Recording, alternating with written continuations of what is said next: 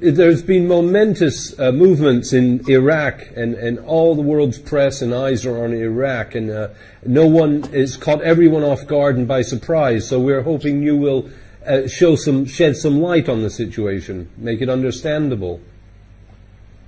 Well, Bismillahir Rahmanir Rahim. We begin with Allah's blessed name, and the most important thing for analysis at this time, Morris, is to be able to connect the dots.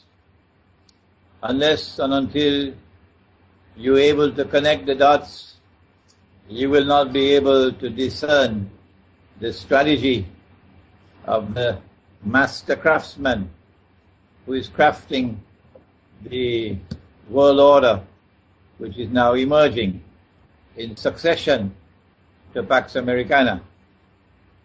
The new world order that is emerging in succession to Pax Americana. The master craftsman is doing it with great skill, and one of his stratagems is diversion, to divert attention from here to there, to there, to there, to there. Which is why if you look at the television screen today, and I don't have a television in my home, Morris. Thank God. If you look if you look at the television screen, you see that the images keep on changing rapidly. The rapid movement of images on a television screen is in order to be able to block the mind from being able to concentrate and to being able to penetrate into reality, so that you remain someone who is imprisoned in superficiality, in the fleeting moment. That's all you do. You are living and you are imprisoned in the fleeting moment. So if you're able to connect the dots, then and only then can you discern the big picture. And the big picture is that, number one, the master craftsman is hell-bent on fomenting Shia-Sunni civil war. And in order to foment Shia-Sunni civil war, he has to demonize the Shia, so that the Sunni become all revved up for war with the Shia. And that has been going on for some time now. He has to so brutalize the Sunnis that large numbers of young Sunni men will become so filled with anger, so overflowing with anger, that all you have to do is to put some weapons in his hands and tell him, go and fight, and he will dance to any tune that you play. So what they did in Libya, and then what they did in Syria, is what they're now doing in Iraq. It's the same master planner at work, the same supplier of weapons.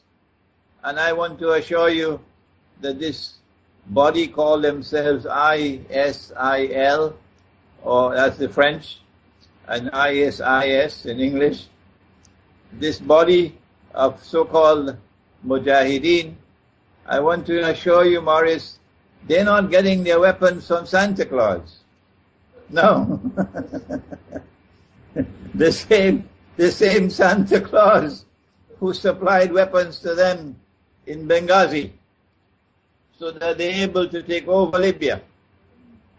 The same assortment of Santa Clauses who've been supplying them with weapons and training and US dollars for them to wage their bogus jihad in Syria. I am absolutely certain, Morris, that it is the same Santa Claus at work, supplying weapons and supplying training and supplying funds for this, what is now occurring in northern Iraq. And the purpose is, of course, ultimately to serve the cause of the Zionists. The purpose is ultimately to ensure that Israel would have an easier task, an easier fight on her hand to succeed the United States as the next ruling state in the world, to create turmoil and create disorder in the Arab world in particular, to create civil war in the House of Islam. And that's what they're doing in northern Iraq. Is it not the case that there is also popular support for the uprising in Iraq? ISIS is only a few thousand fighters. It could not possibly be taking over huge towns and cities without local support. We have someone from northern Iraq sitting with me here now. It appears it's not just a matter of local support, and of course the Sunnis in Iraq would feel a certain amount of grievances over majority Shia rule when they have been ruling over the country for so long. But it is also a conscious decision on the part of the Iraqi government to withdraw the armed forces of Iraq from all of these areas. So there's no fight. The ISIS is not defeating them on the battlefield. It is rather that the Iraqi government has decided to withdraw her armed forces from that part of Iraq. Well, there's been a lot of disquiet from Maliki about the amount of troops that ran, deserted, absconded, and there's a lot of publicity given now to how much is being paid to new volunteers to battle ISIS. But I'd like to make this point that ISIS is only a few thousand fighters. They surely can't just approach a town of a few 100,000 people and overwhelm it within hours, which is what we are witnessing. What I'm saying is there must be Saddam loyalists, Baathists, and various others there supporting them. There's also the undercurrent of an emerging Shia-Sunni civil war. If ISIS is comprised of Sunni warriors, then they can exploit the underlying Sunni sentiment of discontent with the Shia, which has been playing for some time now. Okay? The mastermind is succeeding, and succeeding dangerously so, in approaching that point when he will succeed eventually in fomenting overall Sunni Shia civil war. In a previous interview, I had mentioned that perhaps behind the scenes there is a second track of negotiations going on with Iran. A secret track of negotiations going on with Iran, where an offer is being made, a plum which is so juicy, that only the best of all can refuse it. And that is for the triumph of the Shia version of Islam over the Sunni. For that triumph of Shia Islam to take place, you have to facilitate the emergence of an Imam al-Mahdi who will be accepted in Mecca. In order for Mecca to accept the Imam al-Mahdi, Mecca has to be under Shia rule. How can Mecca be under the Shia rule without some kind of very astute diplomacy with Iran and very astute military planning, with a number of people facilitating a movement towards Iran taking over Mecca. I don't want to speak any more on this Mecca. I just want to leave the dots for those who have the intelligence to be able to connect the dots. This is a possible scenario being negotiated secretly, and hopefully we pray that Shia Iran will not fall into that trap. So your suggestion is NATO may turn on Saudi Arabia. One wonders if NATO is not bombing ISIS at this moment, if it is Saudi Arabian pressure that's stopping America from bombing ISIS and her allies. Why should NATO, why should the United States be bombing ISIS except as camouflage, when ISIS is doing the work that the Zionists want ISIS to do? Nevertheless, they have tremendous support from Saudi Arabia, and I just wonder how much Saudi Arabian influence there might be on American foreign policy in the area. Isn't Saudi Arabia a Zionist state? Isn't Saudi Arabia dancing to the tunes of a Zionist drum beater from day one? Okay? There's a falling out now, because Saudi Arabia is seeing the United States cozying up to Iran. Okay? Yes. And maybe a betrayal of the Saudis. That's in the cards.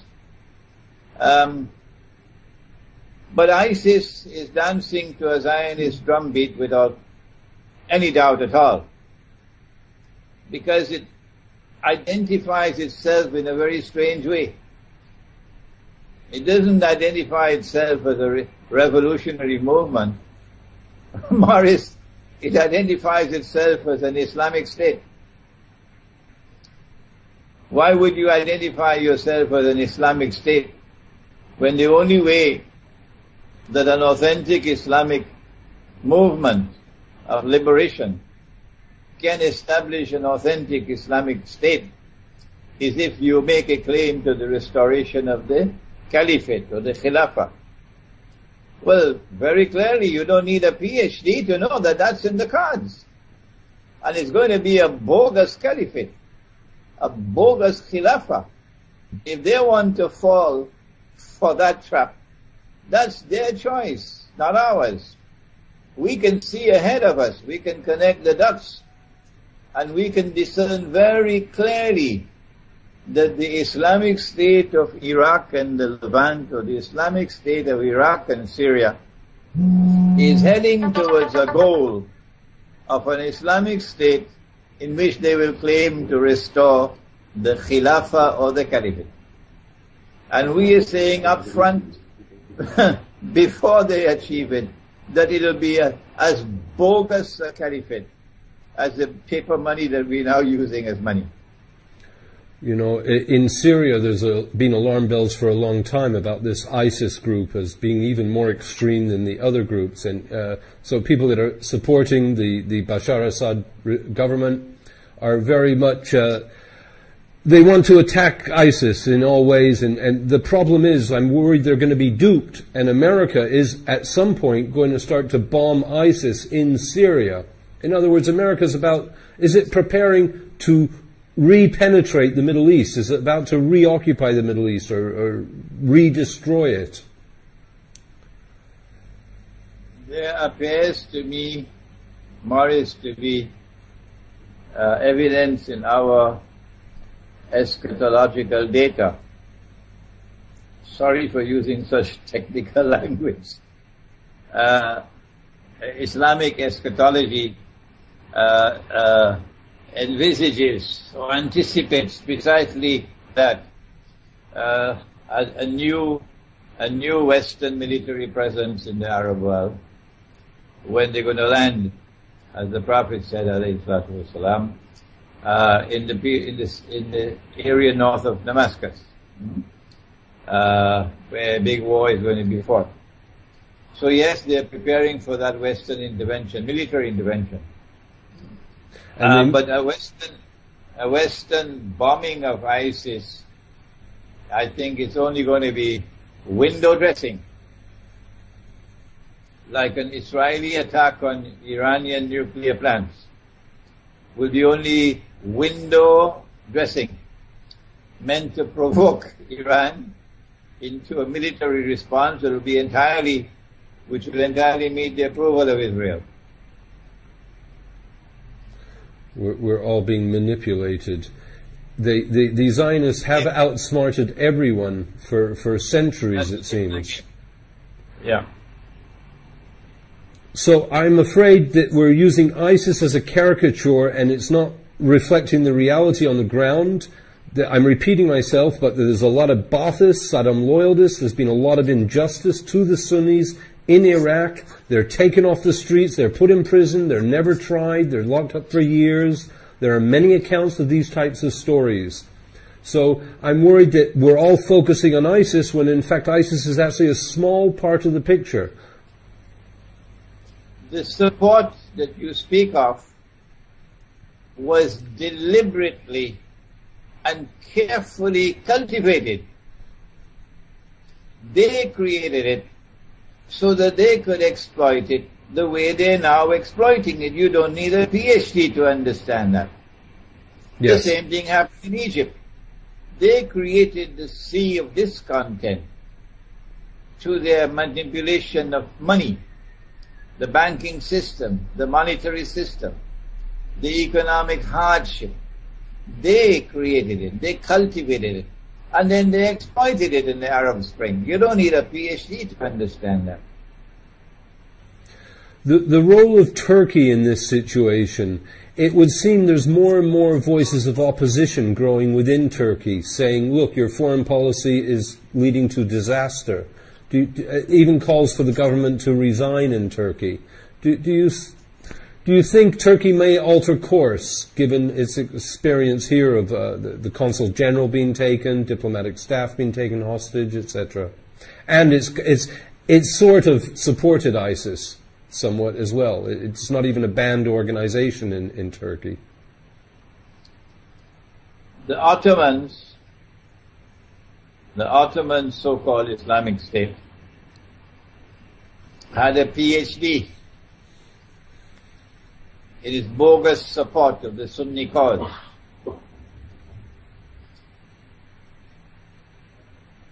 In its bogus support for the Sunni cause in the Sunni-Shia rivalry. The Ottoman state waged bogus jihad against the Shia for centuries in order to keep the Shia-Sunni rivalry and hatred burning very fiercely. And modern-day Turkey, which aspires to be the successor of that Ottoman so-called Islamic State, would therefore be true to its antecedents in again supporting such a cause that would stoke Sunni-Shia civil war. What ISIS is doing is precisely that, creating conditions which will force Iran and force Shia Iraq to respond militarily. And as Shia Iran and Shia Iraq respond militarily, then the Sunnis around the world will come to the rescue. And you're going to have it. That's what they wanted, and that's what they now get. Sunni-Shia civil war. But the last nail in the coffin, so to say, would be to provoke Iran into attacking Saudi Arabia. And then to facilitate the way they facilitated Mustafa Kemal in, what is the name of that place where they landed in Turkey in 1919? Come on, Morris, help me. I'm sorry, I don't know, but I know Ataturk made a big mark on Turkey, and people say his origins are dubious as well. The British and the French Western troops landed on the Turkish coast, and then Mustafa Kemal became a hero overnight when they conveniently allowed him to defeat them. All right? Yes. So the same thing has to happen. That what would appear to be, and I hope it does not happen. I hope the Iranian leadership will listen to me. That a miraculous Iranian military advance into Saudi Arabia, which when you look underneath, it's not going to be so miraculous at all because it's going to be facilitated. An Iranian military attack on Saudi Arabia in consequence of an Israeli attack on Iran, and then Iran responds by taking Bahrain, and then across the causeway into Saudi Arabia, on the road to Mecca. That is what they want. because that's going to be the last nail in the coffin, ensuring Sunni Shia civil war. What ISIS is doing is playing into their hands, giving them precisely that Sunni Shia civil war that they want. Secondly, ISIS is playing into their hands because you can close your eyes and see what's the plan. The plan is to create an Islamic state, a bogus Islamic state, a Zionist Islamic state. And that Islamic state will claim to recover the Khilafah, or the Caliphate, the Sunni Caliphate. You can see in advance this is what they're planning. But it cannot be a real Caliphate, no. It's going to be a bogus Caliphate, and I'm saying that up front. All the reports I see say ISIS has 10,000 fighters in Syria and Iraq. That is not a large amount of people, and certainly not to be conquering huge swathes of territory. I think we're also being manipulated to think they're a greater power than they are. They've taken over Mosul of millions of people. They've taken over towns of hundreds of thousands of people. They can't spread themselves that thin. It's not possible that they're such a big force. I think the name of the town is Mosul. Okay. Mosul, yeah. And I think that we have to ask, why has the Iraqi armed forces withdrawn? So you don't have a fight to the finish. It's not a case of they taking over. It is a case of they replacing the Iraqi armed forces. When the Iraqi armed forces withdrew, why are they withdrawing? I can't answer that question, Maurice. I don't know why they're withdrawing. Maybe you can find out from someone else. Why have the Iraqi armed forces withdrawn? Well, Maliki seems to have failed miserably as a unifying force in Iraq. It seems he's lost the support of Iran, the United States, and absolutely everyone. He has misplayed some cards. You cannot unite Iraq in the same way that you cannot reunite Ukraine if you follow the Shia foreign policy of the Maliki government, or you follow the foreign policy and the domestic policies of the present people who sit in Kiev. You have to build a plural model of a state for a plural polity. Putin, to his credit, and Russia, to its credit, has been asking for precisely that, to negotiate a federal agreement. I don't call it federal, I call it a plural model of a state for Ukraine, because it's not a homogeneous society. It's not a homogeneous polity. This is what our Prophet, Allah's blessings be upon him, did when he went to Medina. He found a polity which was comprised of heterogeneous units. There were Jewish tribes, some of which were locked in war with each other. And there were pagan Arab tribes. And then you had people who had migrated from Mecca. So you had three big groups of people. One, the Muslims. Number two, the pagan Arabs. And number three, the Jews. And he patiently negotiated over a period of 7 months a constitutional agreement with which he was able to create a plural model of a state in which the individual was not the unit of the state, but rather the different groups which were heterogeneous. Ukraine is not a homogeneous society, and not a homogeneous polity.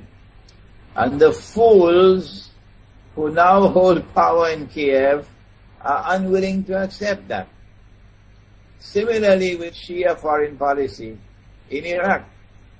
Iraq is not a homogeneous polity.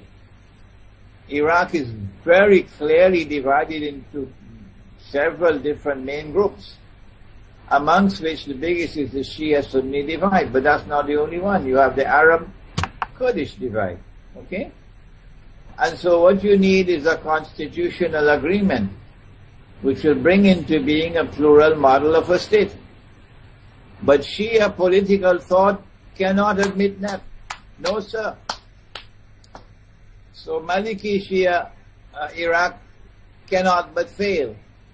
So if there is substantial Sunni support for the rebellion in the north, which is parading itself under the bogus name of ISIS, it is because the model of a state which has come to Iraq is one which cannot accommodate its heterogeneous polity.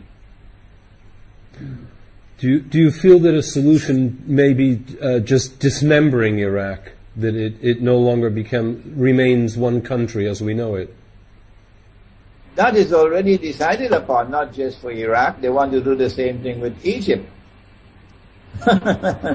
They want to do the same thing with Saudi Arabia. It is part and parcel of the master plan for establishing Israeli political and economic dominance or dominion over the entire Arab world. You've got to break them up into bits and pieces. That's the master plan for Pakistan as well. So might we see 3 different countries emerging out of Iraq in the years ahead? Like Somalia today, like Libya is already disintegrating, okay, into different warring factions which may not even be called states. It's mayhem, it's disorder, and that's what they want. Facilitate Israel in her effort to try to succeed the United States of America in establishing Pax Judaica, which will replace Pax Americana. And to finish off, to return to Iraq for 1 second, where is this leading to? Is there any light at the end of the tunnel? Do you just see a Shia-Sunni civil war only? I hope and I pray that there are sufficient people in the world today who have the capacity to connect the dots and to discern or to understand the strategy of the Zionists, and therefore to take appropriate action in order to forestall or to prevent the emergence of that universal Sunni Shia war. I can only pray for that. Whether or not they will succeed in bringing about Sunni Shia civil war in the world of Islam, I really do not know whether this will succeed. But unfortunately, the wind seems to be blowing in that direction. I guess it's only natural that Saudi Arabia should have gained so much influence in Iraq when there was such a vacuum and probably so much injustice. The Americans had sown the injustice to begin with. Yeah, well, we covered that subject already. Okay. You sow the seeds of discontent and then you exploit it to your advantage. You sow the seeds of discontent and then you exploit it to your advantage. There is a Zionist war on Russia. And you made me think of when Iraq was attacked in the First and Second Gulf Wars. It was when Russia was on its knees. And Russia had been a supporter of Iraq, historically. So, indeed, maybe keeping Russia out of the picture is a Zionist goal. The Zionist goal is to force Russia on her knees in submission to NATO and to force China on her knees. China is reluctant to bow, but Russia is not just reluctant. Russia is now openly defiant. They were plotting for a long, long time. If you can connect the dots, that's all you need to do. They were plotting against Russia for more than 100 years. They're the ones who brought about the Jewish Bolshevik Revolution. Russian Jews. That's an open secret.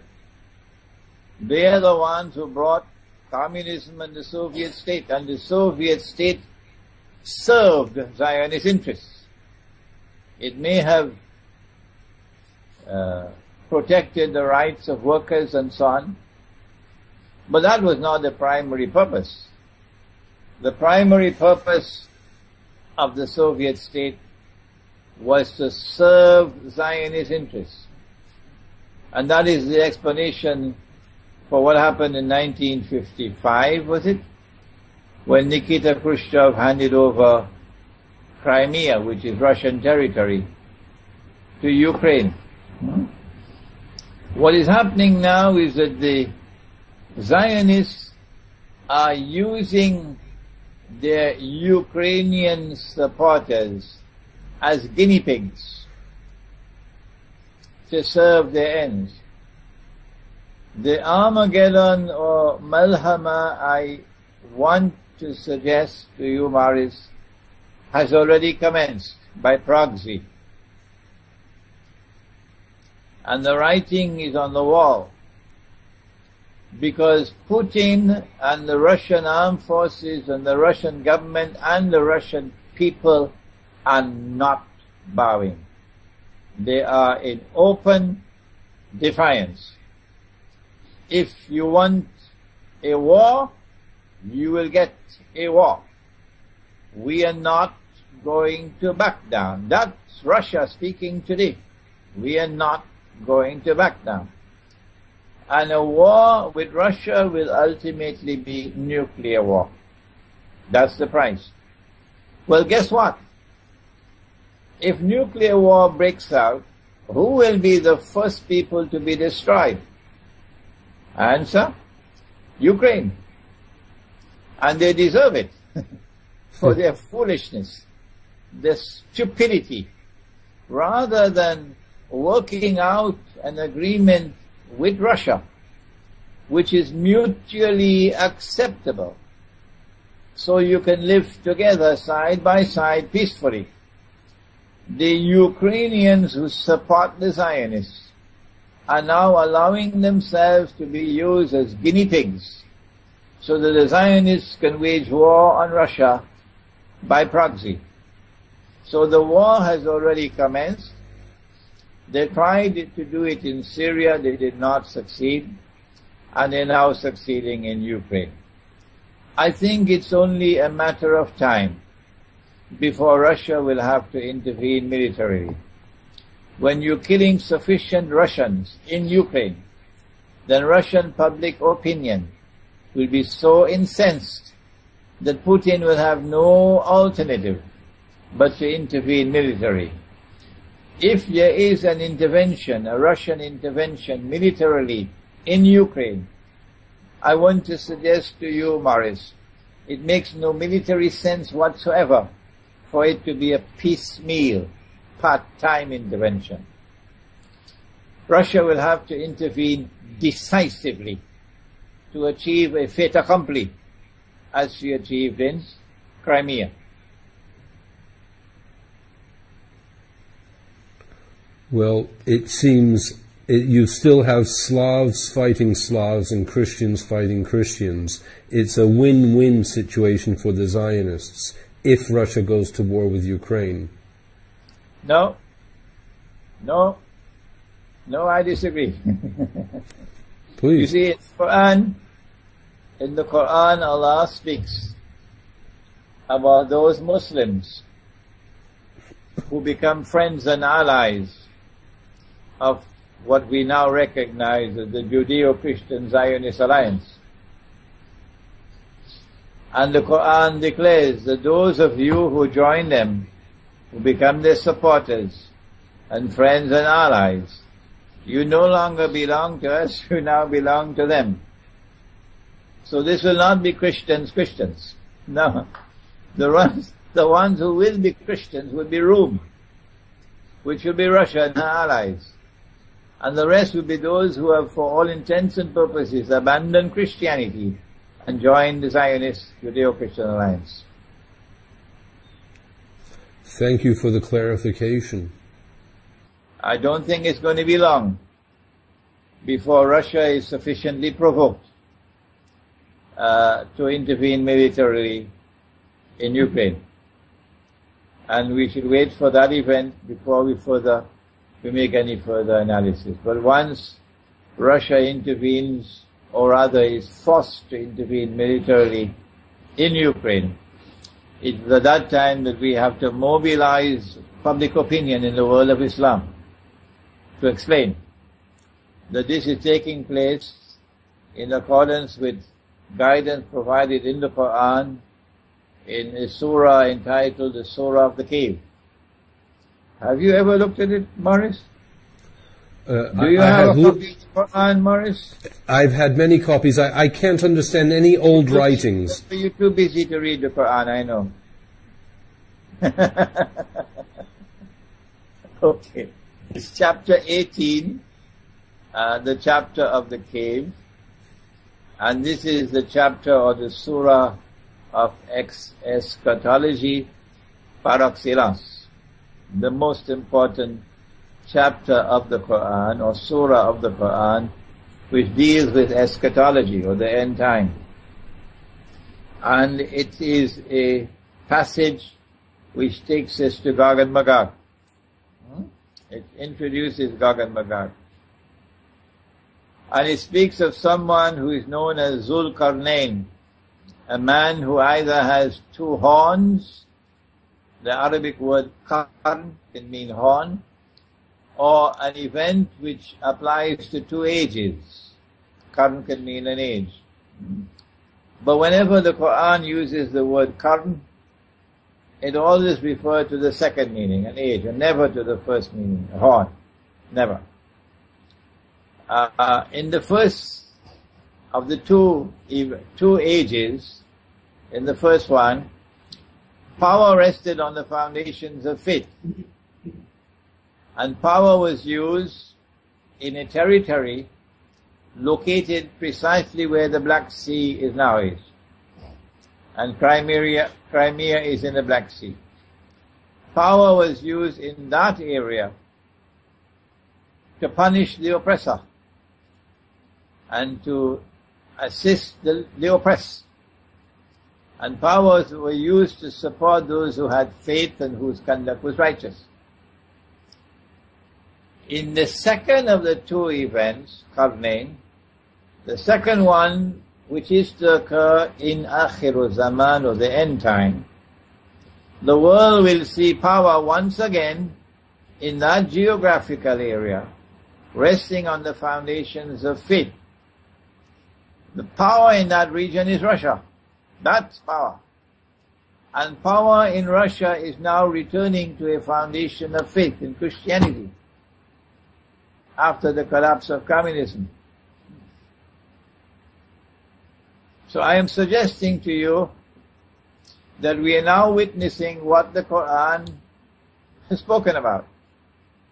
And if my analysis is correct, if my interpretation is correct, then when power is used by Putin to punish those who are now oppressing, using the armed forces of the country against the people, your own people, then that power will be successful in punishing the oppressor and in liberating the oppressed. It's only a matter of time. We need to sit back and wait.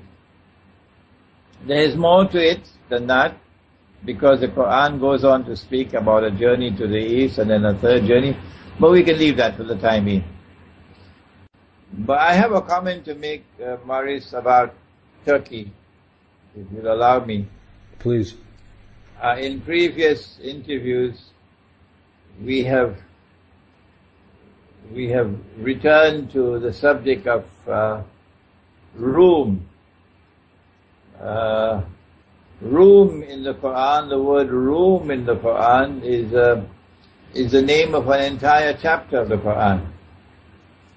And when the Quran speaks about room, the Quran is clearly, without any doubt, speaking about the Orthodox Christian Byzantine Empire, which was initially created by Constantine when he moved from the first Rome to the second Rome in Constantinople. And the Quran speaks positively about Rome. I mentioned this to you. First of all, the Quran says that in time to come, those who will be closest and dearest of all to you, Muslims, in love and in affection, would be those who say, we are Christians. The Quran eliminates the possibility that the word Christian here could include those Christians who form friendship and alliance with the Jews, which is what Western Christianity has done. So the Christianity which remains when you eliminate Western Christianity as a whole, not as individuals, is Orthodox Christianity. And we have someone from Russia here with us today. Yeah. Who was Orthodox Christian, became Muslim. When the Quran refers to those Christians with whom you'll have the closest relations of love and affection, it could not be referring to any other Christians but Orthodox Christianity. Because this is confirmed in a prophecy, an end-time prophecy of Prophet Muhammad ﷺ, who said that you will make an alliance with Rome. You cannot make an alliance with a hostile force. No. You have to make an alliance with a force or a group with whom you can have relations that you can trust. And therefore friendly relations. So it has to be Orthodox Christianity. And Orthodox Christianity is precisely the people that the Ottomans attacked again and again and again and again for 500 years. Waging unjust jihad against them. It seems to me that the Ottoman Empire was created for specifically this purpose, to sabotage an end-time alliance between Muslims and Rome. That's what the Ottomans were created for. Despite whatever else the Ottomans did, which was good, which was authentically Islamic, all of this has to be considered as window dressing. The Saudi state is a very faithful successor to the Ottoman state, acting in the same way. The Orthodox Christians had their greatest of all cathedrals in Constantinople, called Hagia Sophia. And I have returned to the subject of Hagia Sophia for the last 2 years. Probably mine was one of the most vocal voices in Islamic scholarship over the last 2 years on Hagia Sophia. Hagia Sophia. Pointing out that when the Sultan Muhammad Fatih conquered Constantinople in 1453, and then made the claim that this fulfills the prophecy of Prophet Muhammad ﷺ, who prophesied that Muslims will conquer Constantinople, and who then went on to praise the army and to praise the commander. When the Sultan made the claim that his conquest of Constantinople has fulfilled that prophecy, this claim was accepted hook, line and sinker for 500 years by Muslims around the world. I stood alone 2 years ago to challenge it and to say no, this is false. Among the reasons which I gave was that the conquest of Constantinople, prophesied by the Prophet ﷺ, comes after Armageddon, or the Malhama. And Armageddon, the Malhama, has not as yet occurred. And so the conquest of Constantinople could not have yet occurred. So my critics then responded and said, well, there are two conquests. They had to manufacture data. That's false. There's only one conquest of Constantinople, prophesied by the Prophet ﷺ. Okay? Then, the second thing that the Sultan did, which invalidated his bogus claim even further, was that he took that cathedral, which was the most important symbol of Christianity, Orthodox Christianity in the world, the Cathedral of Hagia Sophia, which had functioned as a cathedral uninterruptedly for 1,000 years. 1,000 years is a long time, Morris. And he took that cathedral and shamefully and disgracefully and manifestly sinfully transformed it into a masjid. This is strong language, Morris. Normally, if someone uses that kind of language, shamefully, disgracefully, manifestly sinfully, for something that the entire world of Islam has accepted, you should have lost your head by now. You should have only your shoulders with no head on top of the shoulders. But I have survived.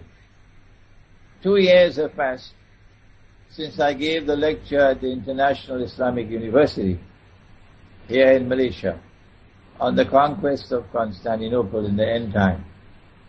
And there is an increasing body of sentiment in the world which is supporting my view. What they're now doing, Morris, is attempting to further sabotage any movement towards a Muslim alliance with Rome in an effort now in Turkey to get the Turkish government to allow the Hagia Sophia Cathedral to be once more used as a masjid or a mosque.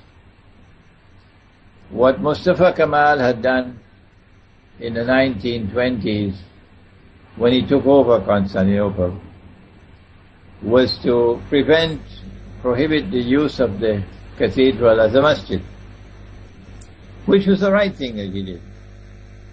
But then he went on to transform it into a museum, which was very wrong. Very wrong. What he should have done, if there was any sincerity and good sense in him, as what Sisi should have done in Egypt, if Sisi had only $5 worth of sincerity in him, what he should have done was to return the cathedral to the Christians. This is your church. We should never have taken it from you and transformed it into a masjid. We hereby return it to you and we apologize to you for what was done. And we will ensure that for succeeding generations, we'll protect your right to keep this as a church. As what Sisi should have done in Egypt. When he took over power in Egypt, he should have announced that we, the Egyptian armed forces, have now come to stay forever and ever and ever, if that's how long it'll take for all the political forces in Egypt to come together and negotiate a constitutional agreement that is mutually acceptable. Our purpose is to unite Egypt, not to divide it. And on the day when you can unite together in one constitutional agreement, we'll immediately hand over power. That's called sincerity. But the Egyptian armed forces don't know what is sincerity. They're only concerned with the kick. And now they have the cake again after having it for 50 years or more. And they don't want to give it up. Now, so I see a movement in Turkey which is sinister.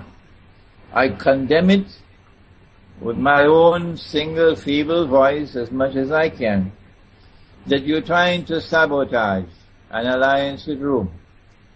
You do not want an alliance with Rome to take place because the Zionists don't want that.